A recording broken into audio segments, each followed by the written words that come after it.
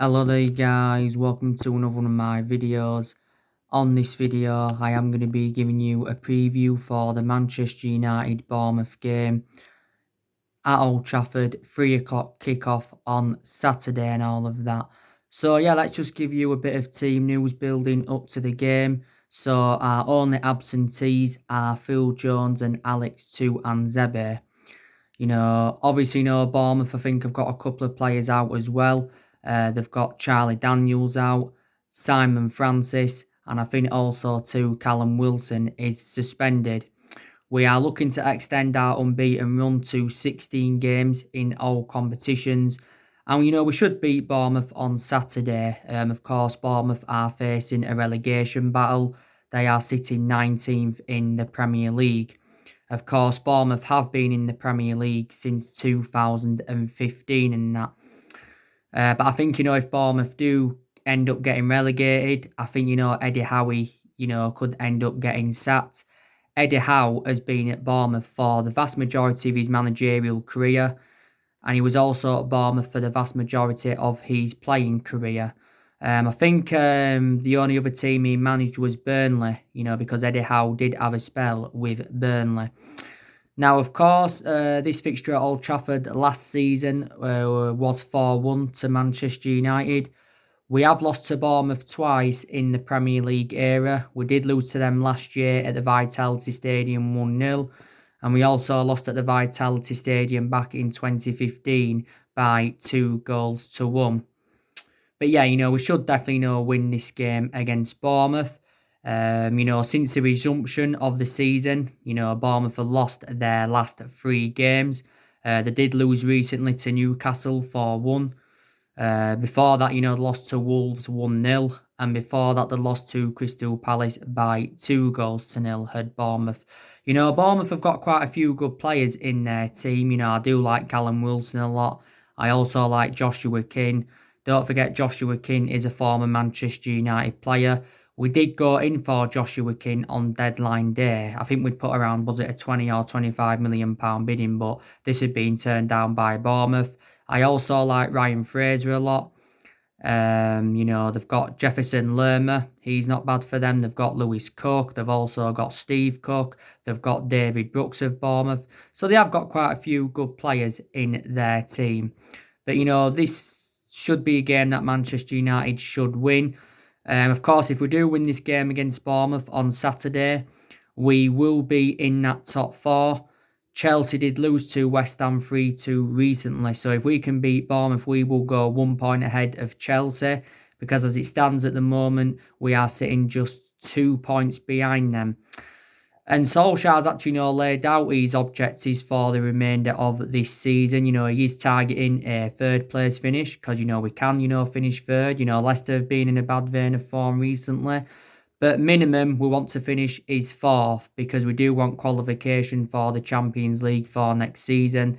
Solskjaer was recently talking about the importance of Champions League qualification. Obviously, we have got a great chance of winning 2 trophies this season, and that is the FA Cup and the Europa League. We are into the semi-finals of the FA Cup. We've got Chelsea. Solskjaer did say he is very, very delighted about that, and he's delighted about the prospect of going into a final, because we've played Chelsea, quite a few times throughout the course of this season. And also too, we're more or less into the last 8 of the Europa League. Obviously, we are 5-0 up against Lask from the first leg. So, if we could win the FA Cup and the Europa League, or at least one of them, it would be a memorable first full season for Ole Gunnar Solskjaer and Manchester United and all of that. It really, really would. Obviously, our last game, we beat Brighton by 3-0. You saw my match reaction for that game. I thought, we did play very, very well. Of course, Mason Greenwood got his name on the score sheet. I think that was Mason Greenwood's 13th goal for Manchester United this season. He'll get more starts now, Will Greenwood. He has started our last 2 league games and that. But I do actually prefer him to Daniel James, Mason Greenwood. But the vast majority of his appearances this season have come from the substitutes bench. But I think Mason Greenwood is definitely the foreseeable future for Manchester United. Bruno Fernandes, he scored the other 2 goals in the 3-0 win against Brighton. I think Bruno Fernandes has now got, is it 5 or 6 goals for Manchester United? Bruno Fernandes has definitely made the difference in the team. He's enjoyed a fantastic start to his Manchester United career. You know, we did get him in January for £65 million, Bruno Fernandes. We got him, you know, with add-ons included. And obviously, you know, I think he signed, was it a 5-year deal or a 5.5-year deal, Bruno Fernandes. But definitely, you know, has made the difference in the team. He's very infectious and very creative. And we do remain unbeaten since Bruno Fernandes, you know, has come in and that. Should have actually, you know, been more than 3-0 against Brighton. But it was a very, very good result against Brighton because that was our first win at the Amex Stadium and that.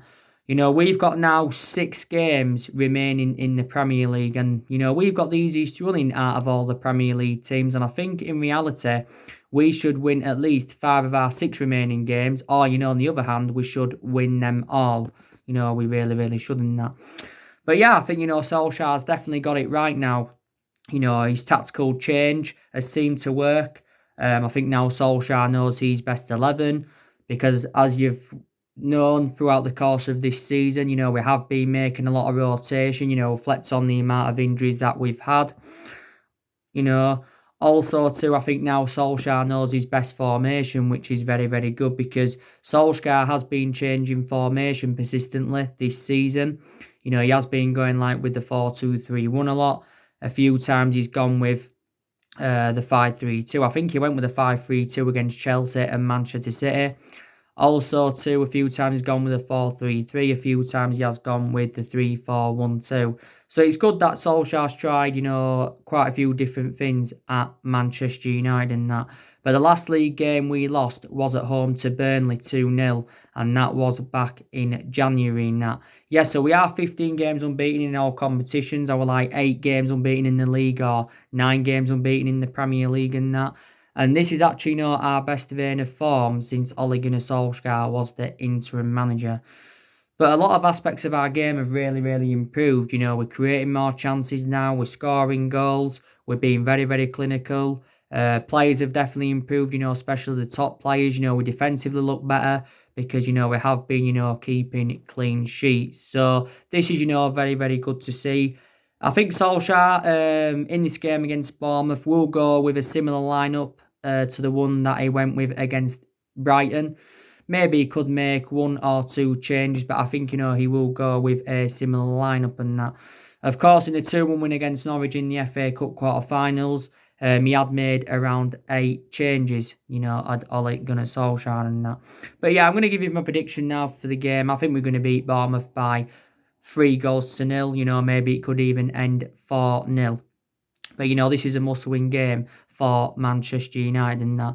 On my next video, I will give you my starting 11 prediction for the game. You know, the lineup I think Ole Gunnar Solskjaer, you know, is going to go with and all of that. You know, like I said to you though, Solskjaer has been at Manchester United now 18 months. So he has been at the football club for 1.5 years. I think he has been permanent Manchester United manager for around 16 months now, is it? Of course, we give Solskjaer the job permanently, you know, reflecting on what he did in that 3-month period when he was the interim manager. You saw my video that I did this morning. I went through with you what saved Ole Gunnar Solskjaer's job at Man United. And there's a few things that have saved his job. I think definitely the signing of Bruno Fernandes. Also, too, our record against the Big Six sides this season has been exceptional. We've taken 18 points against the Big Six sides this season. So that's something else, you know, that saved his job. Of course, this unbeaten run has also saved his job.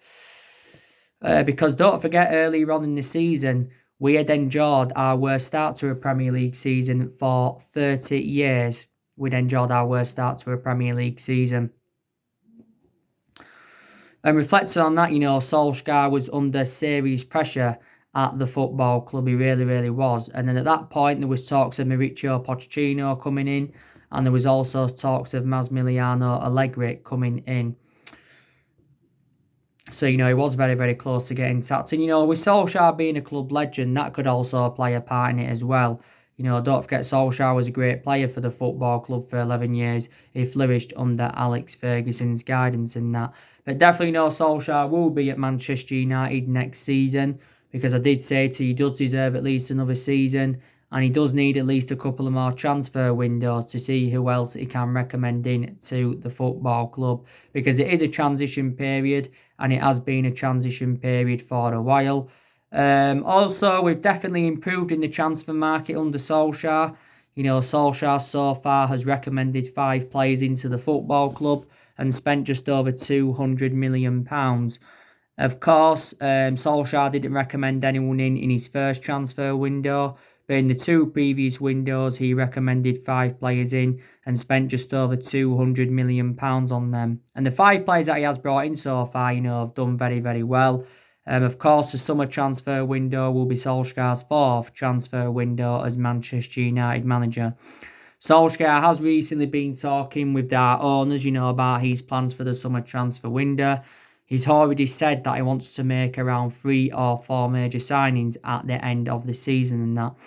Because I did say, didn't I, our expectations next season will be to challenge for the title.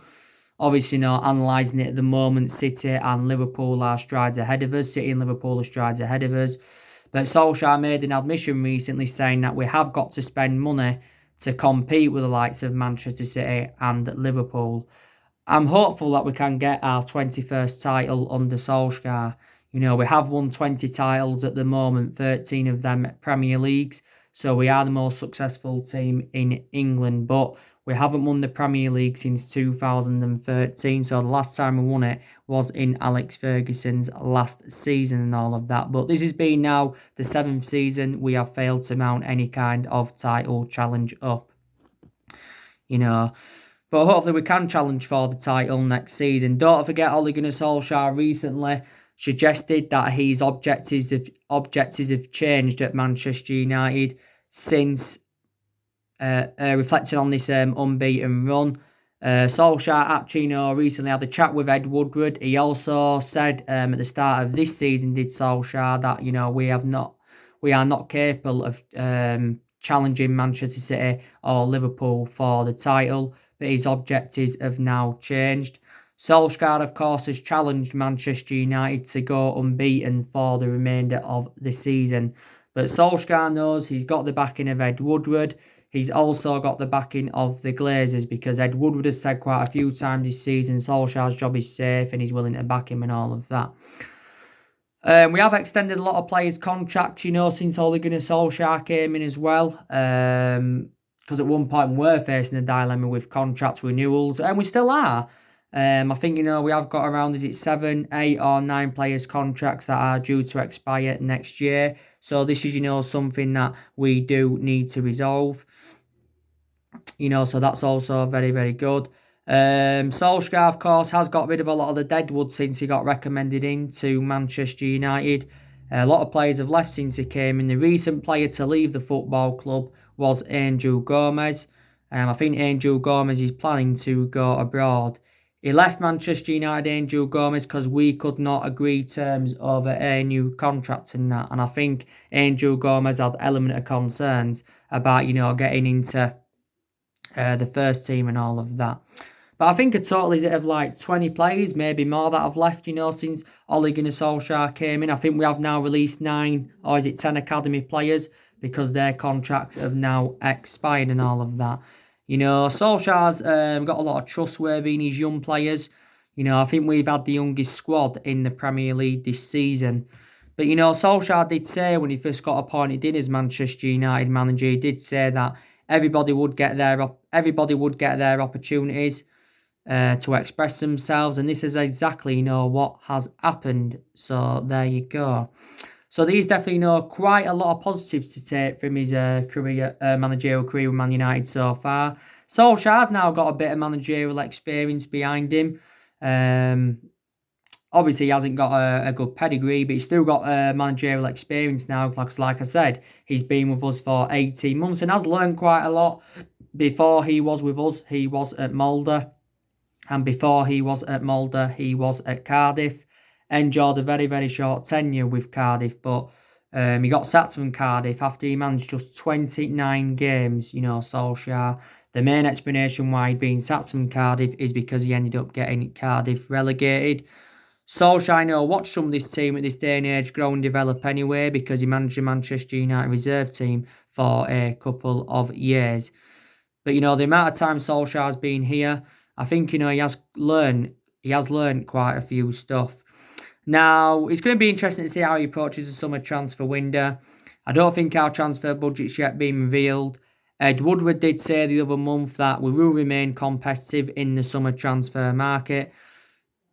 But he did say we won't do business as usual. He did rule out big transfers to Manchester United, did Ed Woodward. But he said we will remain competitive. Our net debt is just over £429 million. That got confirmed the other month, because it said our debt had risen up by almost £130 million. And it said actually the coronavirus pandemic had cost us around £28 million in that.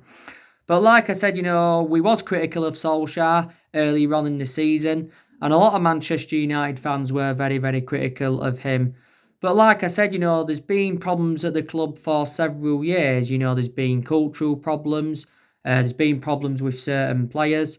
Also, there's been problems with Ed Woodward and the Glazers, because we've been very, very critical of Ed Woodward and the Glazers for several years. The main explanations why we've been critical of Ed Woodward is reflecting on how poor our recruitment policy's been. Also, too, with us overpaying for players, because we have overpaid for players in recent years. Don't forget we paid £75 million for Lukaku when we got him. We paid £89 million for Pogba. He's still here. £50 million for Fred. £40 million for Nemanja Matic, £80 million for Harry Maguire. So we are known for overpaying for players and that. And just overall, the decisions Woodward's made, the club haven't been satisfied by it. And Woodward's been with us since 2012. The Glazers have been at United since 2005. And now it's 2020. So the Glazers have been with us now around 15 years or so. But I think United fans are now believing that Solskjaer is the foreseeable future for the club, and we are now heading in the right direction under him. Maybe Solskjaer could emulate into the next Jurgen Klopp. But next season, I do expect us to enjoy a better season, than what we saw earlier on this season. We should be challenging for the title next season. We really, really should. And Solskjaer's already identified the areas in the squad where he does want to strengthen up. And I think, we've played better as well since the resumption of the season, because obviously, Marcus Rashford is obviously, now back. Also, too, Paul Pogba is now back, because I said, didn't I, earlier on in the season, Marcus Rashford and Paul Pogba, were a big miss for Manchester United. Rashford did have a back injury earlier on in the season. Paul Pogba, of course, had an ankle injury in that. But yeah, it's good, that we have now got them back. It really, really is. But yeah, I'm very, very delighted now that we are doing very, very well. Solskjaer's just got under 2 years left on his contract at Man United. I think it's just under 2 years, because when he got the job permanently, he signed a 3-year contract at the football club. He did. And Solskjaer has got big decisions to make in the summer. Of what players he's going to recommend in, like I said, and what players he's going to get rid of. I think I've got an idea of the players that Solskjaer's going to get rid of. We're going to get rid of at least 5 players in the summer transfer window. Obviously, we're looking to get rid of Phil Jones. I think we want around £15 million for Phil Jones.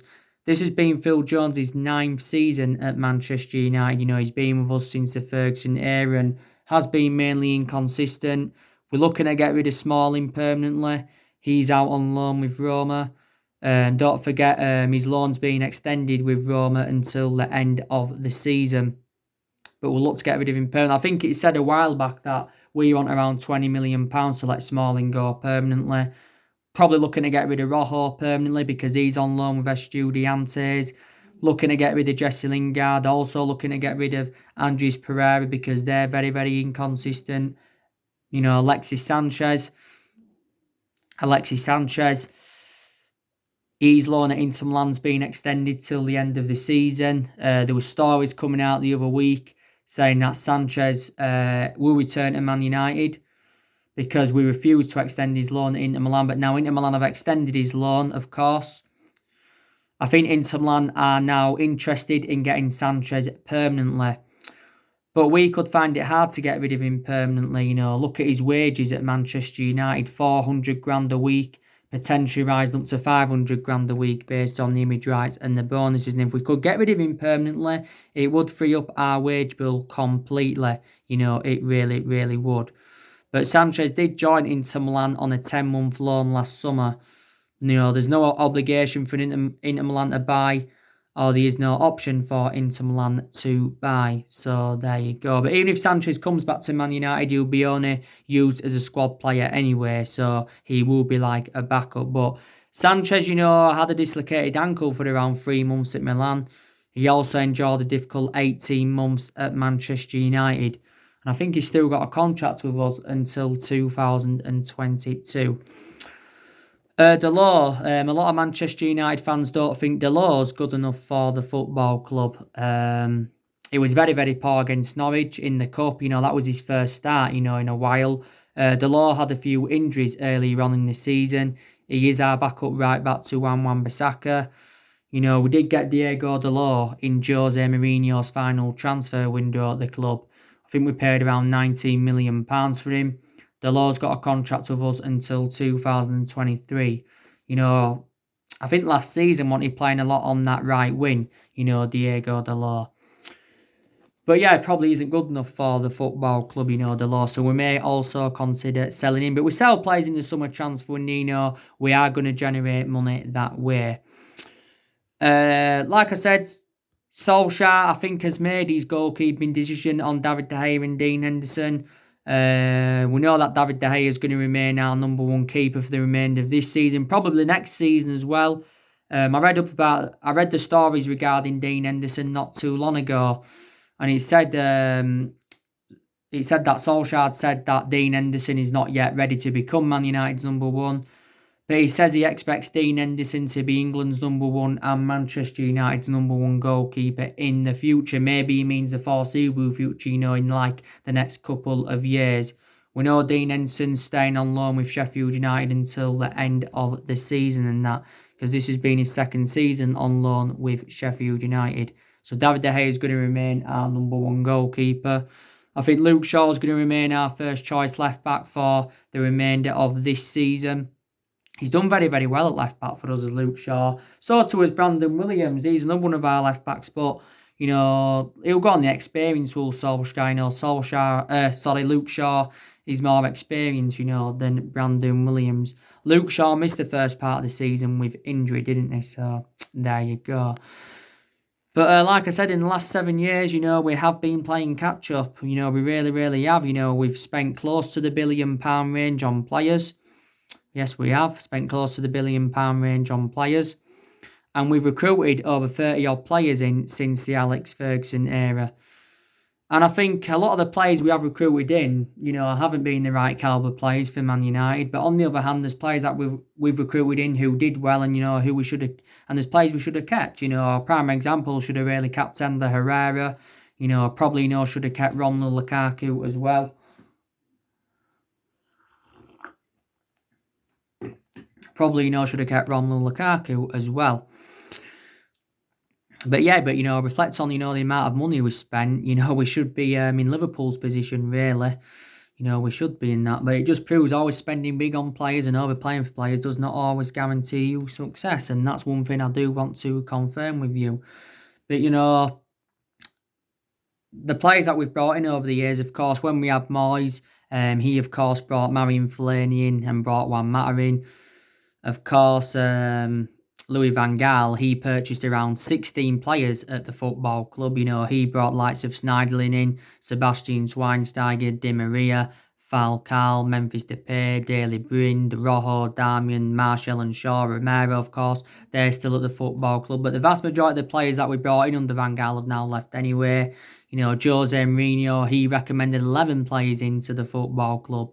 And there's only a few that have left who Jose Mourinho brought in. So, let's put into the equation Solskjaer's inheriting the vast majority of Jose Mourinho's players and that. And, you know, so there you go. And in the last 7 years, we've only won 3 trophies. So we've also lacked silverware. And this is why I said it's important that we can get some silverware under Solskjaer. You know, under Louis van Gaal era, we won the FA Cup. In 2016, that was.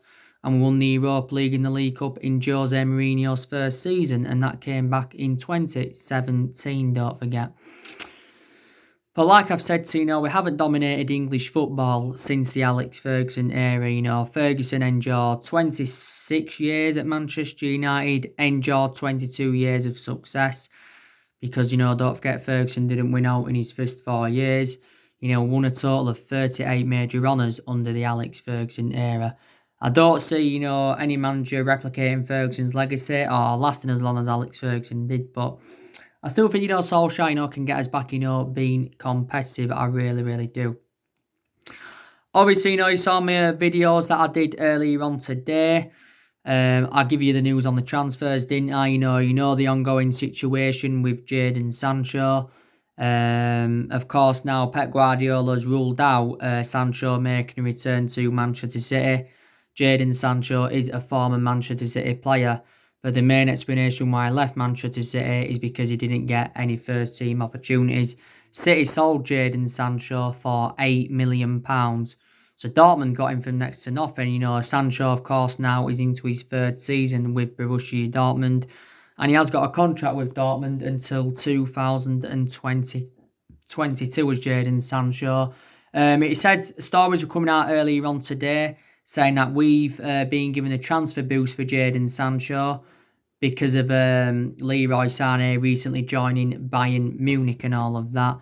I heard as well that Sancho was left out of Borussia Dortmund's new kit launch. Borussia Dortmund have said that they do want at least £100 million for Sancho.